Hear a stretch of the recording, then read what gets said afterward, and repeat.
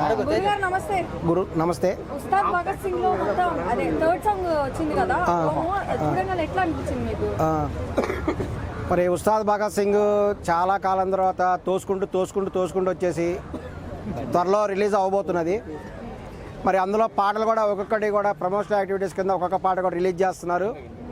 మరి ఎత్తర కాలర్ ఎత్తర అని కూడా పవన్ కళ్యాణ్ గారు సూపర్గా స్టెప్స్ చేశారు.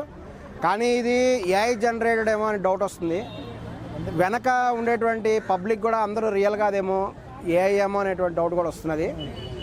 సో ఇందులో గ్రాఫిక్స్ అయితే ఎక్కువ ఉన్నట్టు కూడా అని నాకైతే అనిపించింది. ఎందుకు మీకు ఆ డౌట్ వచ్చింది? ఎందుకంటే పవన్ కళ్యాణ్ గారు వెనక కొంతమంది ఉన్నారు, కానీ వాళ్ళ వెనక కొంతమంది వాళ్ళ కండువాళ్ళని పైకి విసిరేయడం, వాళ్ళంతా రియల్ పబ్లిక్ కాదేమో, వీళ్ళంతా ఆర్టిఫిషియల్ ఇంటెలిజెన్స్ పబ్లిక్ ఏమో అనిపిస్తుంది. ఎందుకంటే రాజమౌళి గారిని ఆదర్శంగా తీసుకొని ఉస్తాద్ భగత్ సింగ్లో కూడా ఈ యొక్క ఆర్టిఫిషియల్ ఇంటెలిజెన్స్ ద్వారా ఈ యొక్క గ్రాఫిక్స్ ద్వారా కొంతమంది పబ్లిక్ పెట్టారేమో అని అనిపిస్తున్నది. అలా చేయడం కరెక్ట్ కాదు. ప్యూర్గా కూడా పబ్లిక్ కూడా ఉంటే అంతమంది కూడా ఉపాధి కలిగించినట్టుగా అవుతుంది. పవన్ కళ్యాణ్ గారు ఆ దృష్టిగా కూడా తన దృష్టిని పెట్టాలి. అంటే సాంగ్లో లిరిక్స్ అవన్నీ ఎట్లా అనిపించినాయి? ఎవరికైనా టార్గెటింగ్ అనిపించినాయా లేకపోతే నార్మల్గా ఉన్నాయా? ఖచ్చితంగా టార్గెటెడే. జగన్మోహన్ రెడ్డి గారిని ఎప్పుడు టార్గెట్ చేస్తూనే ఉంటారు పవన్ కళ్యాణ్, అందులో ఎటువంటి డౌట్ లేదు. ఆయన ఇదివరకు ఇట్లా మెడ మీద గీక్కొని అదంతా చేస్తున్నారు. అదంతా కూడా జగన్మోహన్ రెడ్డి గురించి ఆయన అందరికీ అర్థమైపోయింది. అప్పుడు డైరెక్ట్గా కూడా చెప్పింది. ఇప్పుడు ఏంటంటే కాలర్ ఎత్తు, ఎందుకంటే మేము బ్రహ్మాండంగా పరిపాలన చేస్తున్నాము, కాలర్ ఎత్తుకోవాలి అనే విధంగా కూడా ఆయన తెలియజేస్తున్నాడు. జగన్మోహన్ రెడ్డితో పోలిస్తే మేమే పవన్ కళ్యాణ్ కాలర్ ఎత్తుకొని తిరిగే విధంగా తను బిహేవ్ చేస్తాడని కూడా తను నిరూపిస్తున్నారు. పవన్ కళ్యాణ్ గారి లుక్స్ ఎట్లా ఉన్నాయి ఈ ప్రోమోలో? పవన్ కళ్యాణ్ గారికి చెప్పక్కర్లేదు, ఆయన ఫ్యాన్స్గా ఆయన ఎప్పుడు lover బాయే.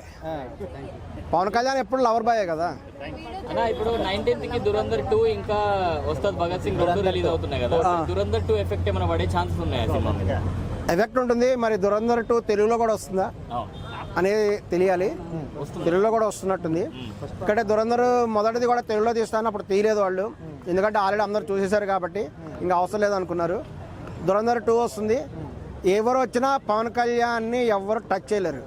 Pawan Kalyan cinema caller ఎత్తుకునే విధంగానే ఉంటుంది. సో అసలు ఈ సినిమా మీద అంత బద్దయితే అనిపించట్లేదు, జనాలు ఆదరిస్తారు అనేది ఒక డౌట్, మీరు ఏం చెప్తారు? ఆదరిస్తారు, ఎందుకంటే ఆ సినిమా కోసమే ఆయన చాలా కాలం సిక్కు వేషం వేసుకొని కూడా తిరిగారు, చాలా కష్టపడ్డారు పవన్ కళ్యాణ్ గారు. పవన్ కళ్యాణ్ గారి సినిమా ఒకటే, అది హిట్ ఫ్లాప్తో సంబంధం లేదు. హిట్ అయినా ఫ్లాప్ అయినా power star is power star, తగ్గేదే లేదు. అసలు ఎవరైనా రఫ్ ఆడిచ్చేస్తారు పవన్ కళ్యాణ్. చాలా మంది సోషల్ మీడియాలో ట్రోల్ చేస్తున్నారు, 19th కి పెద్ద వచ్చేది ఉండే, అది పోస్ట్పోన్ చేసుకున్నారు, దురందర్కి భయపడి పోస్ట్పోన్ చేసుకున్నారు వీళ్ళు అని చెప్పి చెప్తున్నారు, మీరేమంటారు? అవును, సినిమా ఫీల్డ్లో ఇప్పుడున్నటువంటి పోటీ వల్ల చాలా ప్రమాదకరమైనటువంటి ఒక గేమ్ లాగా అయిపోయింది సినిమా ఫీల్డ్. అంటే ఏమైనా తేడాలు వస్తే ఫ్యామిలీ లేచిపోతాయి.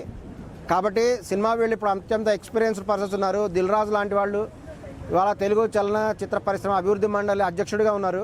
కాబట్టి వీళ్ళంతా ప్లాన్గా కూడా ప్రతి సినిమా బాగుండాలి, ప్రతి సినిమా హిట్ అవ్వాలి, ఈ యొక్క డిస్ట్రిబ్యూటర్స్కి బయ్యర్స్కి అందరికి కూడా డబ్బులు రావాలి, అలాగే ప్రేక్షకులకు కూడా హ్యాపీ ఫీల్ అవ్వాలి. ఎందుకంటే టికెట్లు పెట్టాలి కదా, అన్ని సినిమాలు ఒకేసారి రిలీజ్ అయితే కొనడానికి డబ్బులు ఉండాలి కదా. కాబట్టి ఒక గ్యాప్ ఇచ్చి వాళ్ళు చేస్తున్నారు. ఈ లోపల మళ్ళీ డబ్బులు సంపాదించుకొని ఫ్యాన్స్ ఎంత రేటు ఉన్నా కొనడానికి రెడీగా ఉంటారు. కాబట్టి power star Pavan Kalyan cinema ticket అయితే ఖచ్చితంగా పెరుగుతుంది. దురంధర్ది పెరగకపోవచ్చు, కానీ పవన్